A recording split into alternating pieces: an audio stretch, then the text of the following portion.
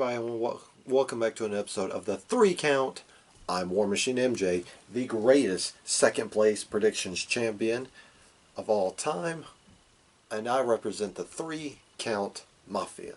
And I'm here today to talk about the network stuff, NXT, NXT UK, and 205 Live.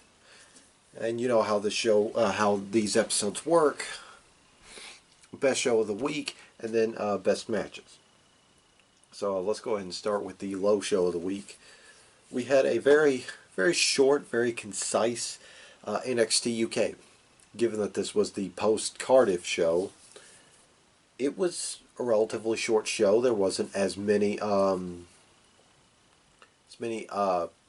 highlight packages and all that from Takeover Cardiff as NXT Prime would have. You know, that they have like 5 of them, you know, just spliced into the episode at different intervals. But no, there was just like one complete wrap-up package. So yeah, only a couple of matches on the card. We kicked off the show with Rhea Ripley and Piper Niven just going in there, throwing down as the big, powerful lasses that they are. And in the end, Rhea Ripley defeated Piper Niven, so they're 1-1, and they're going to have a blow-off match pretty soon.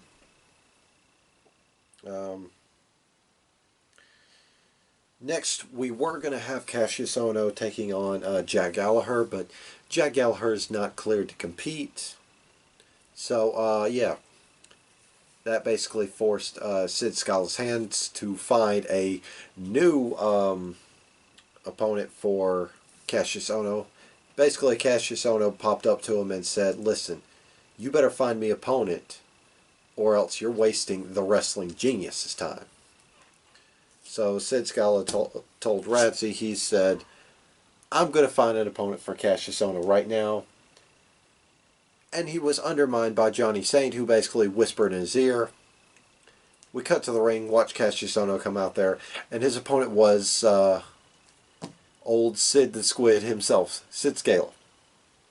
Yeah, this wasn't much of a match because, fair play to Sid Scala, he did what he could, but Cassius Ohno was just too big, too powerful, too experienced. He put Sid Scala down. So yeah, that was NXT UK for the week. Like I said, very short, very concise show. Next was 205 Live, where we kicked off the show with a quick little powwow inside 24/7 champion Drake Maverick's office, which was weird because when we ended SmackDown, Drake Maverick wasn't champion, but when we started 205 Live, he was champion. Weird. Anyway, actually, we kicked off 205 Live with them trying to pick up the pieces of Roman Reigns and Daniel Bryan getting laid out by Rowan. Anyway, but in Drake Maverick's office, there was a little powwow where he was where he put together a match between Humberto Carrillo and Lince Dorado, where if Lince Dorado had beaten, if Lince Dorado beats Humberto Carrillo, he gets inserted into the Cruiserweight Championship match at Clash Champions. So that was set for later on in the night. We kicked off the show with Mike Kanellis taking on the former Cruiserweight Champion, Tony Nese. That's a pretty good match. Take nothing away from Mike Kanellis. He's a pretty good in-ring worker. He finally got the big win. He finally got the big W over a downtrodden Tony Nese, who claimed he would do whatever it takes to get the Cruiserweight title back. That's not the last we'd see of him. Next, we had Brian Kendrick and Akira Tozawa taking on 2 jobbers. Yeah, no surprise on who won there.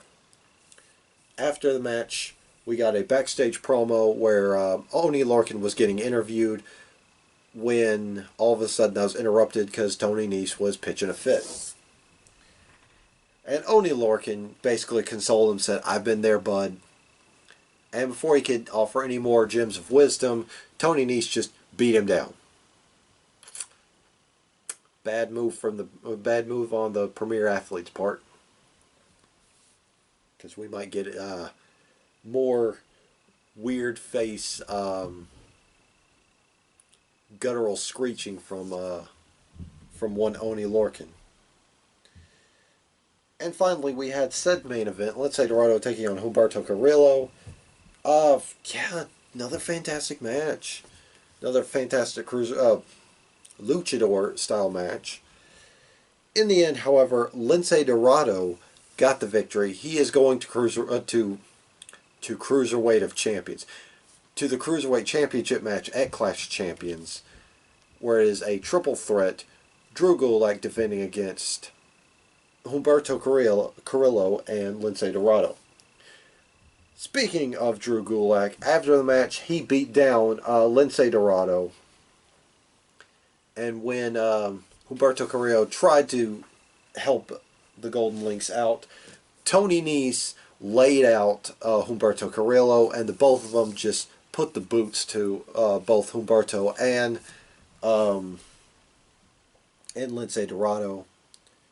So yeah, Drew Gulak, Tony Nese, they're now friends again. Because Drew Gulak is the law. So now we move on to NXT. We started the show off with Breezango taking on two dudes who basically were infringing on the best friends gimmick. No surprise who won. Breezango won. Yay. Next, we had backstage footage of Little Miss Io Shirai, the bad baby girl in black, beating down Candice LeRae with a kendo stick in the parking lot, jumping her, beating her down. So apparently this isn't over between them. Next, we had the North American Dream Experience taking on the finest Kona Reeves. Surprise, surprise, the Velveteen Dream won. Afterwards, Roderick Strong was on the Titantron trying to get the Velveteen Dream's opinion, and boy howdy did he get it by burning Velveteen Dream's couch.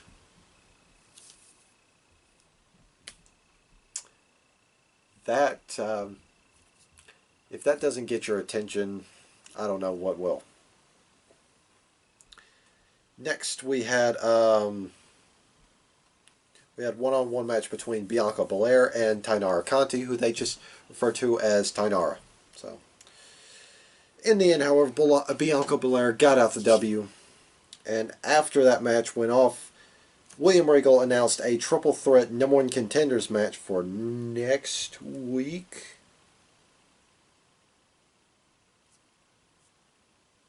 Okay, in 2 weeks. My bad.